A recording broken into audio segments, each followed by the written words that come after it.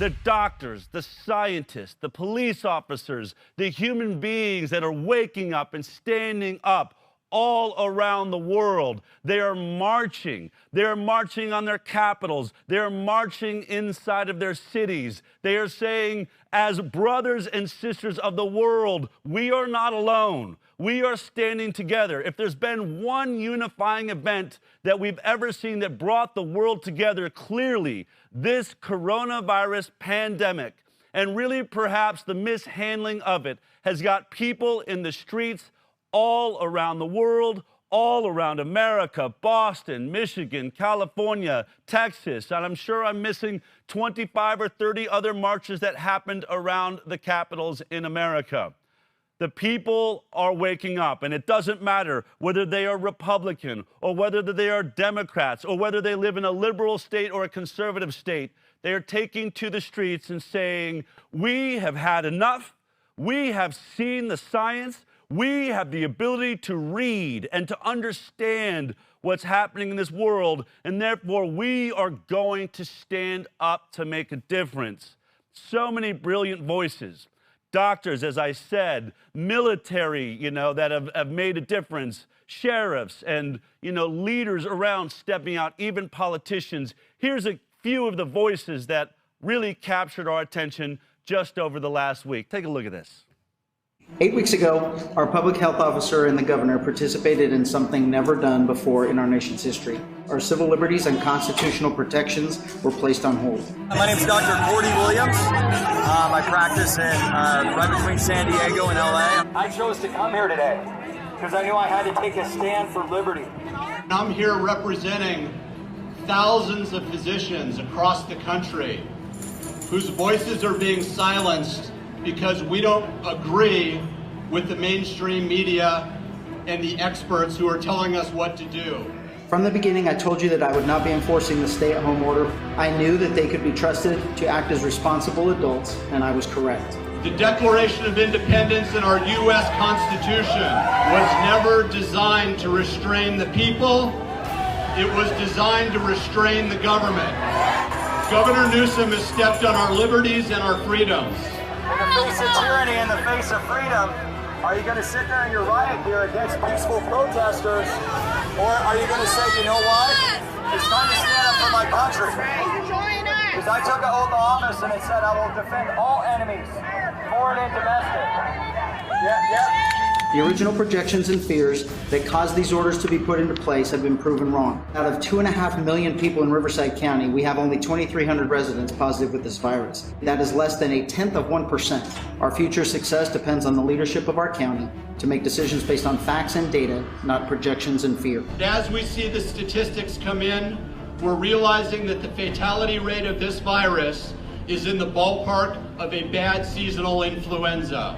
Without other serious medical issues, the danger of this virus is significantly lowered, if not eliminated. Not only do we not have the resources to enforce unreasonable orders, I refuse to make criminals out of business owners, single moms, and otherwise healthy individuals for exercising their constitutional rights. Never in the history of this great republic have we quarantined the healthy. Just like other respiratory viral illnesses in the past, we get over this virus by achieving herd immunity. We can never achieve herd immunity by keeping the herd quarantined. It's time that we protect the vulnerable and the most at risk, but we allow the young and the healthy to open the doors and go back to work. This government-imposed cure is going to be worse than the virus itself. Now is the time for you to decide. What side of history do you want to be on? I'm serious. Somebody's going to ask you that question. We the people will not take it any longer. The fact is, everyone doesn't have to be afraid of this virus. Truly leading is always about taking the first step to stand up when morally and ethically you don't feel like something is right. Leadership is in the force of fear, in the force of uncertainty. There cannot be a new normal. We are talking about a country formed on the fundamental freedoms of life, liberty, and the pursuit of happiness. Any new normal is a direct attack on those basic rights which set us apart and make us the greatest country in the world. Do not let your voices be silenced. Well, as they say, the cat's out of the bag. All around the world, if the attempt was to see could they dumb us down and just make us afraid and keep us locked in our basements, it is becoming clear now that we will not remain there. Not now that we know the truth. I want to thank my good friend Joshua Coleman, who shot some of that footage out in Sacramento, doing a great job making signs and helping this movement move forward in these rallies all around the country. Of course, I got to work with him on Vax, so it was great to see some of his footage there. I am lucky to have Dr. Cordy Lee Williams, who was the Marine speaking to the police officers at one of those rallies. He's at a rally right now that's going to be taking place today in Sacramento, California. Cordy, I want to thank you for joining me. Can you hear me? Yes, I can, and it's an honor to be on the show today, Del. Thank you, thank you. Now, I know your background's as a chiropractor, but I was really fascinated when I saw you on that bullhorn in that footage. First of all, where was that protest taking place that we saw you there, and who were you speaking to? Well, the protest actually took place right behind me. We had a very similar setup that your viewers might see in the background there. You know, we had some audio equipment set up. We also had a boat that was kind of that central focal point. And, you know, essentially, you know, precluding me being on the megaphone, basically what was going on is we went from DEFCON 1 to DEFCON 4, and, you know, basically police officers, and I love all police officers, but, you know, it was a really quick transition from talking and everybody's comfortable and relaxed to full-on riot gear, Starship Troopers, and there were like 300 of them. Wow. And so it started out as just a normal event like we've seen there, but all of a sudden you said these riot gear police. Do we know where they came from? Were they prepared? Were they from the Sacramento area? Do you have any intel on that? Yes, sir, I do actually. Yeah, we found out they were actually shipped down. The governor himself mobilized probably 300 to 600 of them, but because by the end of the rally, there was literally like a Marine brigade. I mean, they were actually surrounding the entire Capitol. Now, as a Marine, you know, you seem to want to reference that part of it. You started speaking. I mean, we know a lot of officers and people that go into the police force, you know, come from a military background. You seemed inspired to make that point. What was the point you wanted to make, and what was driving that? What was moving you through that? Well, right when I picked up the megaphone, Del, I was really, it was kind of like that situation where you're overpowered, you're outmanned. You've seen 3 of your friends. I saw Stephanie, Heidi, and Denise, and Tara of the Freedom Angels get thrown to the ground, get handcuffed, contusions on their arms. I saw a pastor being manhandled. And after seeing that, I remember just saying, I mean, we went from this patriotic, like, amazing feeling, and it was this beautiful day, to now I'm like, man, I'm like ashamed to be an American right now. And so the only thing I knew how to do is like, what can I do to kind of hit these guys or touch their heart a little bit? We love officers, we love police, we love firemen. You know, I'm a guy, I love the military, but to see someone get these orders that we know are draconian, that we know they're against the Constitution, something's got to be done. So I was just trying to do anything I could just to reach them and kind of get them to know that I relate to where they're at. Did you feel like you were being listened to? Do you think you got through to some of those officers? I mean, you were saying things like, you know, your job is to uphold the Constitution, not to, you know, defend a political party's opinion or some, you know, if you get a bad order, you're supposed to stand down. You're not supposed to move forward when you know what's right.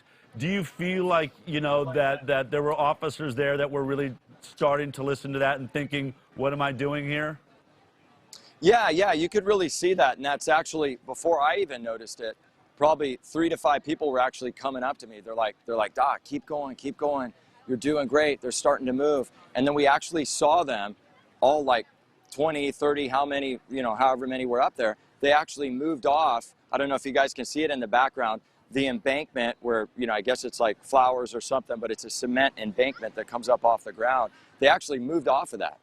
And so you could actually see them move off. You could see guys in the background because there was another 100 standing behind them, and they started to kind of retreat and move off. So yeah, I think the message really grabbed them. That's wonderful. So, you know, we hear that in many ways, first of all, California, arguably one of the largest liberal states in the country, which is what I think makes this a very interesting conversation. We're hearing that huge numbers of Californians agree with the lockdown, want to stay in their homes. Is this a partisan issue? Is it mostly just, we're hearing it's just Trump supporters? We've even heard people say that it's like white supremacist groups.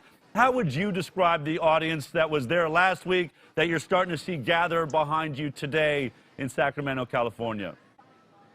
They're just patriotic Americans, Del. And, you know, there are a couple of news outlets, newspapers. You know, I'm not going to mention them. We know who they are. But, you know, I just want to debunk that narrative. I've seen Latino Americans out here. I've seen African Americans out here, Hispanic Americans. And it's not about color. It's not about creed. It's not about blue or red. It's just about America and preserving our right to have our constitutional freedoms. So that's who's standing behind me, 100%.